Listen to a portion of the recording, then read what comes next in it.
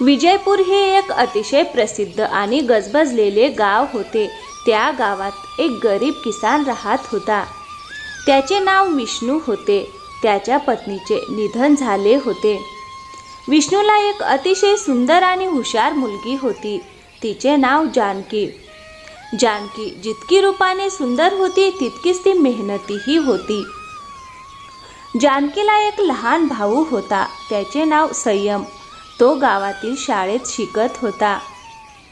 जानकीचा पिता विष्णू नेहमीच आजारी राहत असे. म्हणून कुटुंबाचा उदरनिर्वाह करण्यासाठी जानकी कपडे धुण्याचे काम करत असे. तिच्या हातावरचे रंग तिच्या मेहनतीची साक्षी देत होते. कारण कपडे म्हणजे फक्त कपडे नसतात, प्रत्येक कपड्यात एक वेगळी कहाणी दडलेली असते. सरपंचाच्या धोतीत अधिकाराचे ओझे असते. शाळेतल्या शिक्षिकेच्या दुपट्ट्यात खडूची पुरची गंध असते आणि बासंती काकूंच्या ओढणीला स्वयंपाकघरातील धुराचे उबदार पण चिकटलेले असते. थोड्याच अंतरावर विष्णू उभा होता. त्याच्या डोळ्यात अश्रू होते. तो पाहत होता त्याची मुलगी डोळ्यात आशेची चमक घेऊन एकटीच स्वतःशी काय पुटपुटत आहे. अगं जानकी, पाण्याशी बोलतेस काय? अगं दमली तर नाहीस ना तू? कारण तुला जेव्हा दमायला होतं तेव्हा तू अशीच स्वतःशी बोलत बसतेस. नाही बाबा, दमले नाहीये मी. कामाच्या मध्ये थोडं स्वतःशी बोलले की मन हलकं होतं. हे ऐकून विष्णू हलकेसे हसला आणि शांतपणे तिथून निघून गेला. जमीनदारांचे घरचे कपडे धुवून झाले होते, पण त्यांना घेण्यासाठी हवेलीमधून अजून कोणीच आले नव्हते. नेहमी वेळेवर नोकर चाकर येत असत, पण आज सकाळपासून दुपार उलटली तरीही कुणीच आले नाही. बाबा, तुम्ही उठलात? हो, अगं सांग बरं, किती वाजले? बाबा, संध्याकाळ जवळ आली आहे. मी तुमच्यासाठी जेवण बनवलंय. तुम्ही सांगाल तर घेऊन येते. काय झालं ग? हवेलीत काही झालं आहे का? बाबा, आज हवेलीमधून कोणीच कपडे घ्यायला आले नाहीत. थोडा वेळ अजून थांब मुली, कुणीतरी येईलच. नाही बाबा, सकाळपासून संध्याकाळ झाली तरीही कोणीच आलं नाही. आणि मालकिनीला वेळेवर कपडे मिळाले नाहीत तर त्या फार रागावतात. ठीक आहे, मग तूच जाऊन दे. बाबा, मला उशीर झाला तर तुम्ही जेवून घ्या. इतकं सांगून जानकी शांतपणे कपड्यांची टोपली उचलून हवेलीच्या दिशेने निघाली. तिला वाटत होतं या घराचं संपूर्ण ओझं तिच्याच खांद्यावर आहे. हो हो, राणी नाही हा, मोठ्या घरची नोकरानीच होणार ती. तिच्यासाठी तेच योग्य आहे. या टोमण्यांना जानकींनी दुर्लक्ष केलं आणि पुढे चालू लागली. हवेलीतील एका नोकराने मालकिनींना बोलवायला धाव घेतली. थोड्याच वेळात जमीनदारांची पत्नी साध्वी तिथे आली. तिने कटाक्ष टाकत विचारले, काय रे जानकी, इतके दिवस लागतात का कपडे धुवायला? नाही मालकिनी, मी तर कालच धुवून ठेवले होते. मला वाटलं तुमची नोकरानी घेऊन जाईल, पण ती आली नाही म्हणून मीच आणले. अगं जानकी, स्वतःला काय राणी समजतेस काय? माझी नोकरानी तुझ्या घरी येऊन कपडे घेऊन जाईल म्हणे. नाही मालकीन, पण नेहमी तीच यायची म्हणून आजही येईल असं वाटलं म्हणून उशीर झाला. गप्प बस, माझ्याशी जबान चालवतेस. असं चाललं तर पुढे तुला कपडे धुवायला देणार नाही. घाबरलेल्या आवाजात जानकी म्हणाली, मालकीन बाई, माझी चूक झाली. पुन्हा असं होणार नाही. कृपया मला पैसे द्या. मला बाबासाठी औषध आणायचं आहे. संध्याकाळी घरी आल्यावर संयम विचारतो, दीदी, मालकीनबाईने आज पैसे दिले नाहीत का? नाही संयम, ती म्हणाली की सेवकाच्या हातून पाठवेल.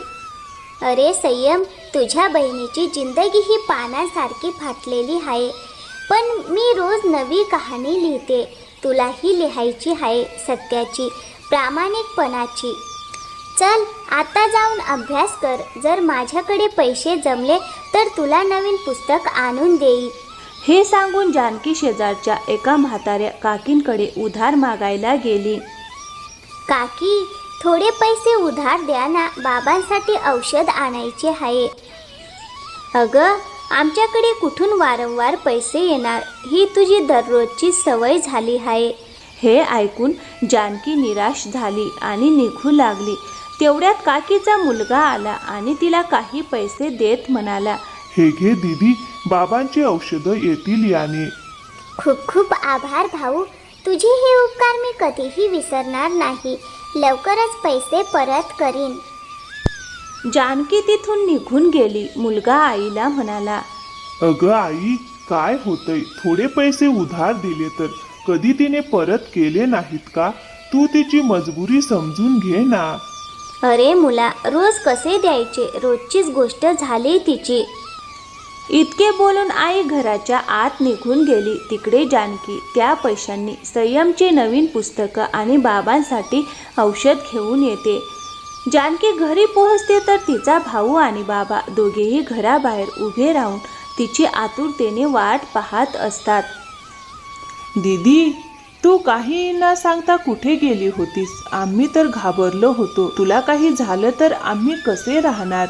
अरे संयम, काय बोलतोस तू? मला काही का होणार आहे? मी तर तुझं पुस्तक आणि बाबांची औषधं घेण्यासाठी गेले होते. ठीक आहे दीदी, मग काही हरकत नाही. हे ऐकून जानकी घराच्या आत गेली आणि रात्र जसजशी गडद होत गेली तसतसं हवामान फार बिघडले.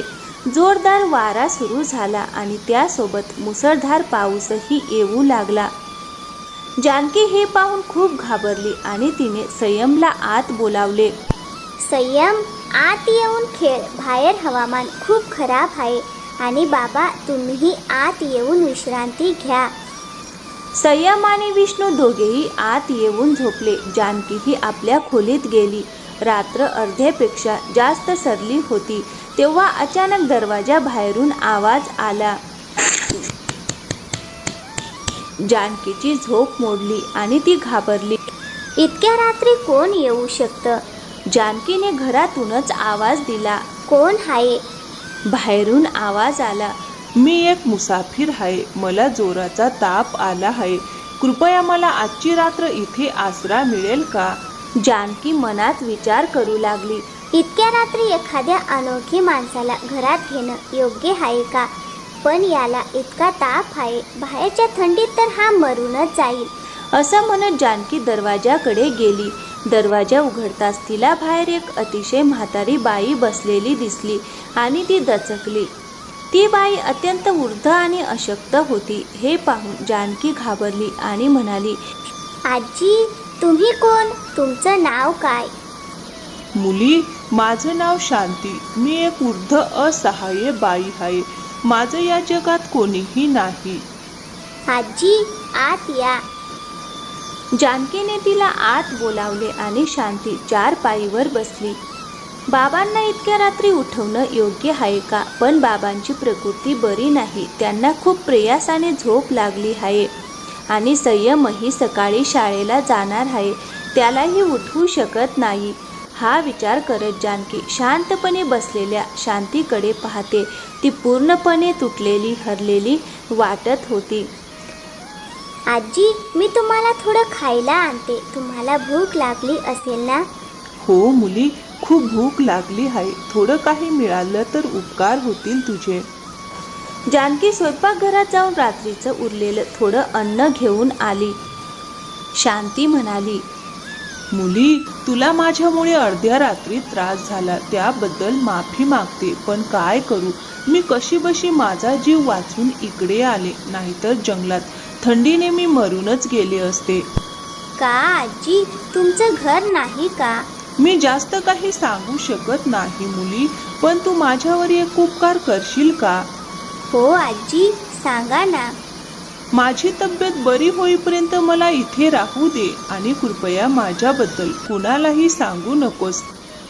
आजी, तुम्हाला जितके दिवस हवे तितके राहा. आमच्या घरी कोणी येत जात नाही. तुम्ही आता विश्रांती घ्या. इतकं ऐकून शांती चारपाईवर झोपली. कदाचित ती फार थकलेली होती आणि जानकीही आपल्या खोलीत जाऊन झोपली. मग दुसऱ्या दिवशी सकाळ झाली तेव्हा जानकी खूप घाबरली, कारण शांती कुठेच दिसत नव्हती. आजी कुठे गेली असेल? तिने तर काही दिवस इथे राहीन असं सांगितलं होतं. जानकी हा विचार करत आपल्या बाबा आणि भावासाठी नाश्ता बनवू लागली. पण तिचं मन खूप अस्वस्थ होतं. तेवढ्या तिच्या बाबांनी तिला आवाज दिला. अरे जानकी मुली, जरा इथे ये. हो बाबा, काय झालं? मुली, रात्री कोणी आपल्या घरात आलं होतं का? हे ऐकून जानकी घाबरली. आजीने कोणाला सांगू नकोस म्हणून सांगितलं होतं. नाही बाबा, रात्री कोणीच आलं नव्हतं. आणि या गोष्टी सोडा, चला आपण सगळे मिळून जेवायला बसूया. ठीक आहे मुली. ते तिघेही जेवू लागले. जेवणानंतर जानकी आत गेली आणि मनात विचार करू लागली. मालकिनीने अजूनही तिच्या नोकराच्या हाताने पैसे पाठवले नाहीत आणि मला काकीच्या मुलाचे पैसेही परत करायचे आहेत. म्हणून मला हवेलीत जावंच लागेल. इतकं बोलून जानकी घरातून निघाली. जानकी, काय झालं? तू इथे का आली आहेस? मालकीन बाई, तुम्ही म्हटलं होतं की माझे पैसे नोकराच्या हाताने पाठवाल, पण मला पैसे मिळाले नाहीत आणि मला पैशांची खूप गरज आहे म्हणून आले. अरे हो, पण मी तर पैसे माझ्या नोकरालाच दिले होते. त्याने तुला दिले नाहीत का? नाही मालकीन. ठीक आहे, आज येऊ दे त्याला, मी त्याला बघतेच. असे म्हणत मालकिनीने तिला पैसे दिले. जानकी पैसे घेऊन थेट काकीच्या घरी गेली आणि काकीच्या मुलाला पैसे परत करून तिथून निघाली. आई, जानकी किती सुंदर आणि किती साफ स्वच्छ मनाची मुलगी आहे. हो रे मुला, बरोबर बोलतस तू.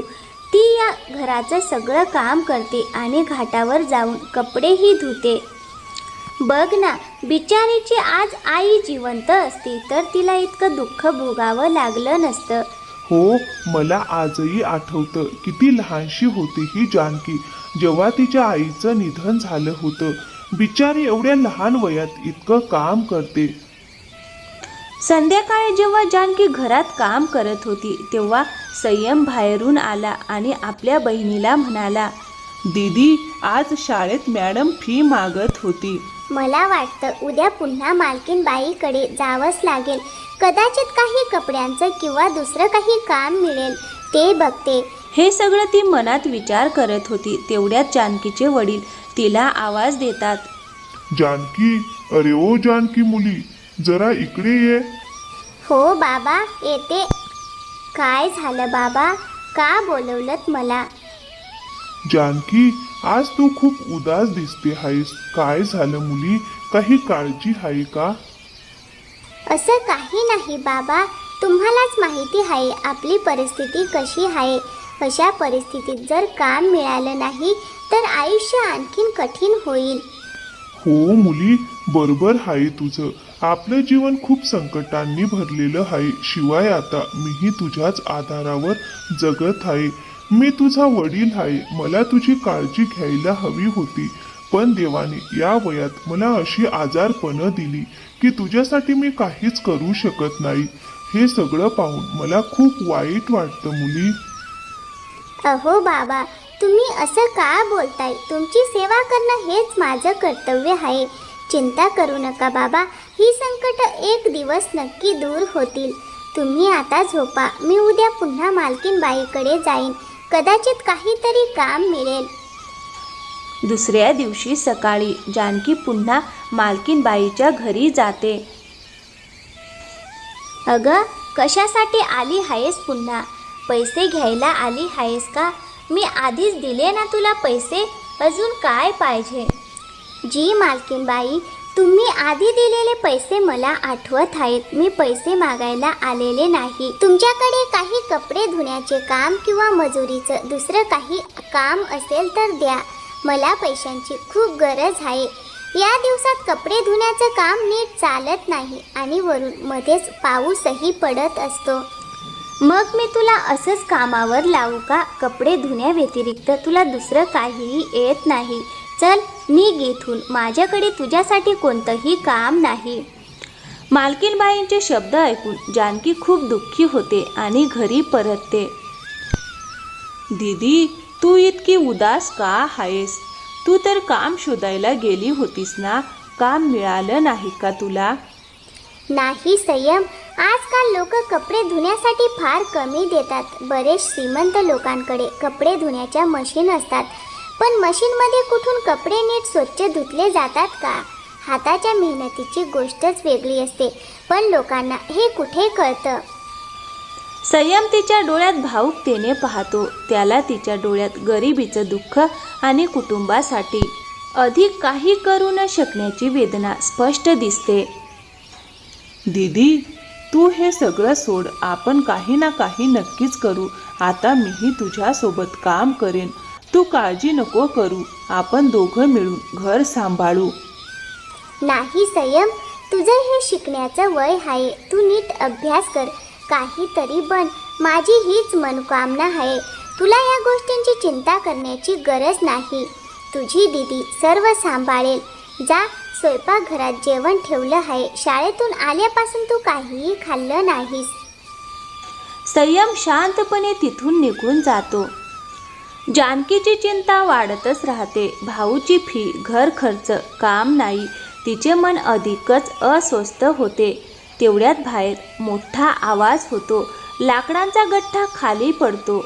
जानकी बाहेर धावत येते आणि पाहते की एक अशक्त कृश पांढऱ्या केसांची आजी मोठा गठ्ठा उचलण्याचा प्रयत्न करत आहे, पण तिचे हात थरथरत आहेत, कंबरही वाकलेली आहे. अगं आजी, इतका मोठा गठ्ठा कसा उचलणार? तुम्ही एकट्याच आहात, तुमची तब्येत बिघडेल. काय करू मुली, झोपडीत चूल पेटवण्यासाठी हाच सहारा आहे, पण आता शक्ती साथ देत नाही. असं काही नाही आजी, मी आहे ना, चिंता करू नका. मी हा गठ्ठा तुमच्या झोपडीपर्यंत पोहोचवते. नको मुली, तू खूप थकलेली दिसतेस. वरून हे खूप जड ओझं आहे. आजी, आमच्यासारख्या मजुरांच्या आयुष्यात तर ओझं उचलणंच भाग आहे. हे तर अगदी छोटंसं काम आहे. जानकी गट्टा उचलते आणि आजीच्या मागे चालू लागते. मुली, तुझ्यासारखे लोक आजकाल खूप कमी दिसतात ग. तू माझा फार मोठा आधार केलास. हे घे, यातील काही लाकडं घेऊन जा, बाजारात विक, तुझ्या कामी येतील. नाही आजी, हे कशाला देता? मी तर फक्त तुम्हाला मदत केली आहे. मुली, आईचा हक्क मुलांवर असतो आणि मुलांचा हक्क आईवर असतोच. मी ही लाकडं वापरू शकते, पण तुला पाहून वाटतं की तुझ्या घरातही चूल कधी कधी पेटायला कठीण होत असावं. मुली, हे आशीर्वाद समजून ठेव. या लाकडांना बाजारात विकून तुला काही पैसे मिळतील. धन्यवाद आजी, तुमचं मन खरंच खूप मोठं आहे. असं म्हणत ती वृद्ध स्त्री तिथून निघून जाते आणि जानकीही त्या लाकडांचा गठ्ठा घेऊन घरी निघते. दुसऱ्या दिवशी सकाळी लाकडं विकून जानकी बाजारातून परतत असते, तेव्हा वाटेत तिला पुन्हा तीच वृद्ध आजी पिंपळाच्या झाडाखाली बसलेली दिसते. ती जानकीला म्हणते, मुली, मला खूप तहान लागली आहे. थोडं मला पाणी मिळेल का? हो आजी, इथे एक जवळच विहीर आहे. मी आता पाणी आणते. असं म्हणत जानकी पाणी घेण्यासाठी जाते आणि थोड्याच वेळात जानकी पाणी घेऊन येते. हे घ्या आजी, पाणी पिऊन घ्या. चेहऱ्यावर कष्टांच्या रेषा आहेत, पण डोळ्यात आशा अजूनही जिवंत आहे. कधी कधी नशिबाला जागा करण्यासाठी थोडी श्रद्धा आणि खूप प्रामाणिकपणा लागतो मुली.